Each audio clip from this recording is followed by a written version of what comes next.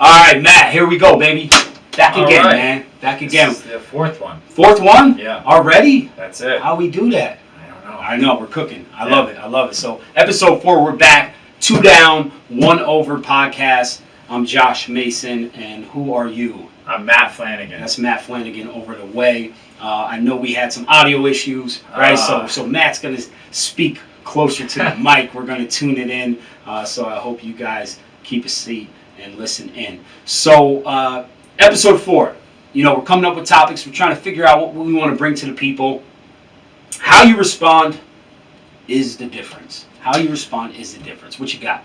I wanted to say, we pick a topic 5 minutes before we go on, which is kind of cool. So we try to keep it kind of as organic as possible and natural. And that's one thing that we kind of committed to each other while doing this. And I think that's a cool thing to know. I told that to one guy I was talking to this weekend. He said, "Oh, that sounds that's cool." Yeah. For the listeners, like Matt said, we have a list of topics and we've had them for a long time.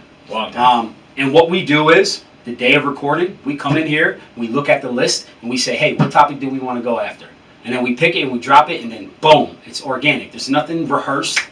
We don't have no notes or sheets or anything like that. And maybe there's a time where that happens, but right now we just want to keep it organic and just bring you the real. Yeah, maybe we need that, but not yet. Not yet. We're okay. So, how was your weekend, man? It was good. Yeah, it was good. A lot of traveling. It was really good. Nice. We had our last basketball AAU tournament, so not bad. We ended up losing in the semis, but the kids fought hard, so it was good, and we hope to improve for the spring season. That's good. And I think you will. The Florida State won, so give me that on Miami. We crushed them. So that's always great to beat the rival. And then the Giants had a bye, so I had no emotions on Sunday, besides the losing in the semis. Right. Yeah. I have Saquon Barkley on my fantasy team, so this was a rough. Yeah, it was a bye week. This was a rough week. Yeah. But that's okay. It is. All right, so back to action. 2 down, 1 over. We're here. We're talking about how you respond is the difference. Matt, can you enlighten me, please? Oh, I'm thinking of a couple things with this. So, this brings me back to being coachable. Yep. And I think of when I was in high school and the coach telling me something, saying whether it's that's a bad shot or you got to play better defense, whatever it is, you got to box out, because I could take that personal or figure out, oh, this is what I got to do. Yep. So how you respond to me? You got to rebound better. Okay. I'll rebound better. Now I have to figure out how to do that. I have to put time in. I have to get better at that. Yes. All right. Now, fast forward a couple years. Now it's, I could get in an argument with someone. I could get, you and I could have an issue or something like that. Which at that point, how do you respond? It's just you and I have an argument. All right. Now we sit on that for a little bit. Well, it's my job to address that and let's squash that right away. Sure. So it's done. It's free. It's over. Yeah. Okay. That's a couple of things that I'm thinking of, right out of the gate. Yeah. Because if I let that stew, that's going to ruin me for a while. It's going to hurt me more than it's going to. If I'm thinking ill feelings towards you, that's going to hurt me way more than it hurts. Yeah. So why don't we just kind of squash that, and then that's 100%. And I talk about the separation, right? What's the separation between good and great, and failure and success? This is one of the separators. Point blank, this is one of the separators. How you respond is the difference. It is the difference because what Matt just talked about, you can take it into the negative light and internalize it, and it can destroy you, or you can move on and take it into a positive light. So I always say, the person that is able to, you hear this quote all the time, get knocked down, what? Get back up. Get back up. That's what this is, right? You get knocked down, you get back up, and that's just how it works. That's how you respond. So it's important for athletes, adults, anybody, if you're on the pursuit of success or whatever you want to achieve, you're going to hit roadblocks. You are going to fail. You're going to struggle at times. That's going to happen regardless. The key is, how do you respond? When that happens, when you hit that roadblock, when you hit when you lose, when you fail, how do you respond? And that is the separator. So if you can find that, I think that elevates you as a person, elevates your game in sport, in life, and or in business, right? So what I say when saying that, there's a way that the mind has to be prepared, okay? And I think we discussed this in previous episodes. You have to know that you didn't lose, you didn't fail, you learned. So now when you learn what you can do better, what do you need to improve on, right? If you don't change your approach, you're not going to change the result, right? It's simple science. You must. If I failed here, let me look back at my approach. What can I change about that? What can I change about the approach that can give me a different result? Because if you think I failed here, but I'm going to continue to do the same thing I did and get a different result, that's the insanity kind of setup, right? It's insanity setup. So it's understanding you have to change your approach. And sometimes you might have to change your approach 2 times, 3 times, 4 times, but you've got to continue to assess it and evaluate it, right? And I think losing is a good thing. Yes. You know, losing exposes you, whether it's in sport or life or business or whatever it is. Once you lose, you're exposed and you know your weakness, you know what you need to work on. Me, as a coach, I hate to say it, I like to lose early in the season. You like to play good competition because you get exposed. Yep. In business, we've had some things that we failed at. Yeah. 100%. And then you grow from that and you figure out, well, how do we make this better? And then with effort, you could. Yes. So in the time when you fail or something doesn't work out, it hurts, it sucks, but over time you realize, man, that was probably the best thing to happen to me. That was a wonderful thing because now I have this setup, or we fixed this problem, which was it. With this podcast, we've asked people for some constructive criticism. Right. Hey, you know, the camera, my hopefully today I'm better with my microphone. Yeah, There's I a hope you're couple close to the times mic, man. There's a couple days. I don't know what to do after that. It was like whispering. Yes. I do Yeah, apologize you can't whisper about there. that. But now I'm working on that. I'm trying to get closer to the microphone. But again, coming back to what we're talking about, you know, losing is a good thing. Yep. You know, losing early on. Now, I'm an Eagles fan. I'm worried right now. We're undefeated. And Can't wait till you lose. I Can't know wait you till you can. lose. I know. You hope it's to the Giants. I know Yeah, that. we already know. But you know, you learn a lot from that. You do. You learn a lot from losses. You do. And you know, it leads you, what I'll say, it leads you into a situation where you have to take risks, right? Because you have to take risks to fail or to learn in order on how you respond, right? And if you don't take these risks and you don't jump outside the box, you may not need to respond any differently, right? But I'm pretty sure you're not really going to elevate your game or elevate in life. So you got to take the risk in life when it comes down to it. But again, equip yourself. You got to equip yourself. So, Matt, let me ask you. Hit me. In order to respond to a failure, what tools or skills do you think are necessary to have in place in order to respond in a different way? I think the mental toughness, the ability to take constructive criticism is a big thing.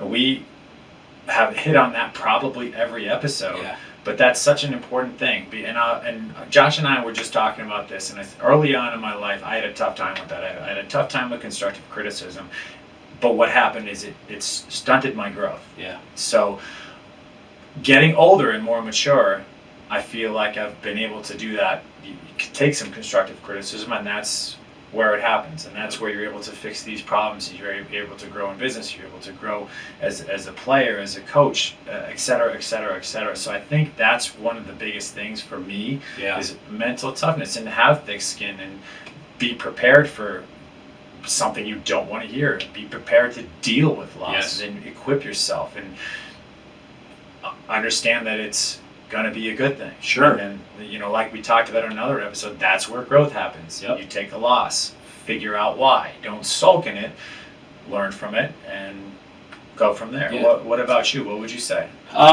Experience is the teacher, right? So it's having to go through experiences that will help you equip yourself with the tools. And if you have the right information and the right support around you via coaches and mentors, books and podcasts, things where you're gaining insight, where you're gaining knowledge, that's how you equip yourself with these skills, because maybe you haven't experienced some of these things or you understand the answer or how to respond. But maybe reading a book, maybe listening to a podcast, maybe talking to a coach, maybe talking to parents, they've experienced it where then they can lend the advice and suggestions. So I think it's huge to surround yourself with the support team to where you can gain these insights that can transfer over and help you put them in place, right? I gotta touch on that because that is so important. You have to be surrounded by good people. Good people grow together. Yes. And I think if you have a core unit of good people, people that are doing good things, people that are being successful, or at least moving towards success. Yes. I think that's a huge thing, and those are people that you can kind of count on to run things by and to help you grow. Yeah. From these situations. And be honest with yourself, right? Like, I think that's another thing is like be honest with yourself. And when I say that is if you have goals or you're set off to do something and it doesn't work out the way you needed to work out, evaluate, like I said, that approach and that process. But be honest. Don't push things under the rug as if, I know I didn't show up every day, or I know I wasn't eating correctly, or I know I wasn't putting the work in. And think it's okay, you can continue. No. Be honest with yourself. Were you showing up every day? Were you putting the work in? Did you stay to your meal plan? Like things like that, honesty is going to fix it. Because when you're honest with yourself, now we can be aware of our mistakes, correct them. Now you're going to respond differently. Right, man? The more honest that you can be, the more free you can be. It is. And you being honest with yourself, that's so important. So important, because we'll rationalize, we'll make every excuse in the world, and I love this quote about excuses are like armpits. Yeah. They stink, right? They stink. I like it, dude. You start to make excuses. Yeah, right. You start to make excuses, and that's it. Yeah. You've checked out, or you've pulled back, and sure. There it goes. So, we both coach the youth, right? Obviously through the gym and the sports, so what do we tell, preteens or teenagers? How do we teach them or equip them with the tools for how to respond in adversity? That's a good question. And it's going to happen. And I try to relate to my own experiences. Sure. Because I've lost a million times, I've failed a million times. So I try to be brutally honest in that aspect. When I'm coaching these kids or trying to set example for these kids, like I will tell you an experience that I just recently lost in. Yes. That I just didn't handle correctly or whatever it was. And because if I don't do that, it's harder for them. Yes. To be, you know what I'm saying? Simple. Yeah. So I think that is such a big thing, and that I think that's open the communication lines or bring the walls down where it becomes okay. Yeah. Right? Yeah, and it goes back to where you said the support system, right? So if you're a coach or you're a role model or whatever, then kids could feed off of you and they can learn life lessons. It's funny. My son, my daughters, they always say, like, whenever something happens where I have to talk to them, I always got to teach them a life lesson. Oh, Dad, man, here we go. Another life lesson, right? But the reason I'm doing that is just because I'm trying to prepare them and equip them with tools and skills and strategies to navigate through life, because we know what's coming their way, right? Because we've been ahead of them. So we know what's coming their way, so we're just trying to equip. So when, Taishi and Jada, you hear these life lessons, like, that's why, right? We're trying to make you better. We're trying to set you up for success, okay? And plus, you're supposed to listen to your dad, so that's how it works. But when I'm teaching them, I love to put them in different situations that they haven't experienced, because they need to learn, they need to fail, they need to figure it out, right? So I'll give you a prime example. Just this past week, it was 6:00 evening, right? PM. kids are on their phone, and, that's what they do now, right? They don't really have a lot of chores, some, but not like we used to. I go put the leaves in a pile out front, all right, big pile of leaves. And I told them, both come downstairs, let's go. I said, I need you to each grab a garbage bag. There's leaves out front. You got to pick them up. And they were like astounded, like, what? I said, yes, this pile, that has to be gone, so figure it out. And they're like, oh, Dad, like, whatever. So we get out there. Now, both of them grab the bag, and they start just one hand. And the pile is as large as this room. One hand grabbing, throwing them in there. I said, if you do it that way, you're going to be out here for 3 to 4 hours.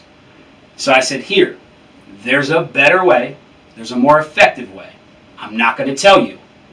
You have to figure it out. And if you do, you'll get through this pretty fast. And you give it some time. One thought of, you know what? Let's grab a rake. Let's grab the shovel.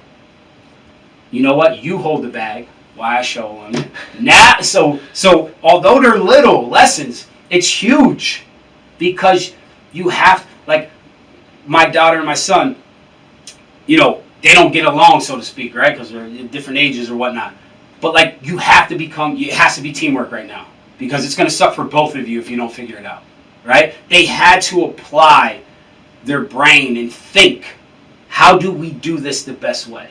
And if I can, like, work that muscle within my kids, I think I'm preparing them and giving them tools and strategies and working that muscle so there'll come a time in life where they need to think about it. They won't just say, oh, we can't do this sucks. No, let's figure it out. You think? I like that. Yeah. I like that. That's cool. Yeah. I'm trying to think of, like, if I can give an example. I don't know if I can give an example like that, but I as recent. But I know I look back at my life and me as a kid, and I made a million mistakes, right? Sure. And I think that's become my greatest attribute. Yep. You look at it and say, man, that's unfortunate that I made all these mistakes and blah blah blah. But now I look at that now where I can help these kids not make those mistakes. And I make myself vulnerable. I will tell them that, this is what I did, and it wasn't the best idea. You could go forth. You don't have to do the same thing. But through experience, we're able to kind of build on that. It is. Yeah. It is. Good. And the other thing I want to touch on, you said it earlier about don't take it personal. Sometimes and that can change your track. And as you know, we have monthly coaching meetings. Right? And the first thing I say on every single meeting we have is what? Business is personal. They separate it. Separate business and before I speak to the team, I say, reminder, this is business, nothing personal. And that's just a reminder to remove any emotions. We have one thing in mind here is improving the business. So don't take anything personal. That's where we're coming from.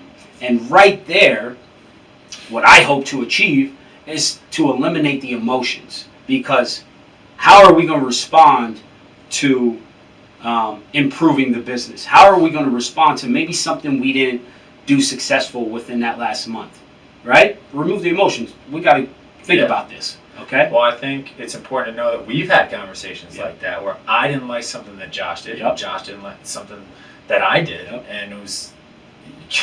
This is it. It's nothing personal. It's not like, Josh, I hate you because of this. But hey, let's work on this. Let's try to fix it. That's it. Okay. Let's try to move forward with that. Let's do this and this and this. That's it. Looking solution. But moving forward. So the other way is, I think, you touched on mental toughness. So get your mind right. Right. Get your mind right. It is definitely a strong attribute to have in order to respond to something, right? To respond to adversity. So it's important that you understand that you have to build that mental toughness, right? You have to build that mental toughness. So when you're going after something, and if it doesn't work out the way you need it to work out, it's important that the mind is right. The mind is right. So when I say get your mind right, it's easy to do it in positives and green light situations. Where it comes and where it's effective is when you're down and out, when it's in your failures. That's where you got to get your mind right. And that was a big part of my journey. Is when I hung up the cleats in college, that broke me. 100% broke me, because that's how I identified myself as a football player. The dream was to go to the league. It broke me, shattered me. And I fell into a dark spot, 100%. Fell into a dark spot, and I was like, oh shit, what am I going to do now, right? Mm-hmm. Still in school. But how I responded was what made me who I am today. So, like, that's a great example. And what I did was like, listen, what I'm going to do is just change my sport. I'm going to change my sport. I no longer play football, but guess what sport I play? The sport of life. And I'm going to compete at that shit, and I'm going to be the best I can, just like I did in football. So, and once I made that switch over to say, hey, it's still a sport, dude, I'm a competitor. So It just lined up, and I chased it. I could have said, oh, I didn't make it. Poor me. Dropped out of school. Got into all negative stuff. You know what I'm saying? So there's a flip to it. But I knew. You could be reliving the glory days all the time. Right. At the bar. Sure, yeah. No, I say, hey, I'm changing sports. I'm at the sport of life right now, and I'm going to compete, and I want to be the best player in life, and because that's a sport, and we're going to rock and roll. And I'll tell you what, responding that way, not bad where we're at. Not bad where we're at, man. Okay, yeah, you're doing okay for yourself. Not bad. So what are your thoughts, man? What are your last thoughts here? Oh, last thoughts, I don't know. This was a fun episode. It was. I think I can relate to the last thing you said. I remember that was devastating when you're done with the sport, and I love coaching way more than I did playing the game. Yeah. I played basketball my whole life, loved it. I was obsessed with it. But I love coaching more. It's just more rewarding, and that's where my passion goes now. And it is, I live vicariously through these kids and even adults that come in here. Yeah. And that's, responding to that. Like, I could be doing the same thing. Oh, the glory days when I scored this, and remember I hit this shot, and those are in the past. Sure. And I'm living in the present and competing now, and trying to help these kids and adults become the best versions of themselves. That's it, man. That's it. And touching on this topic, I feel like we gave some great insight, some nuggets that I hope that you guys can take and add to your life. Again, that's our objective here, is to add value, be real, be authentic, and hope that you guys listen and tune in. So, listen, now that it's on YouTube, we need some subscribers, right? So please subscribe. Please like it. Please share it, right? We want to get the word out there. Again, I'm Josh Mason. This is Matt Flanagan. 2 Down, 1 Over podcast, episode 4. Episode 4. All right? Episode 4, guys. We'll catch you on the next episode. Thank you for tuning in. Enjoy your day.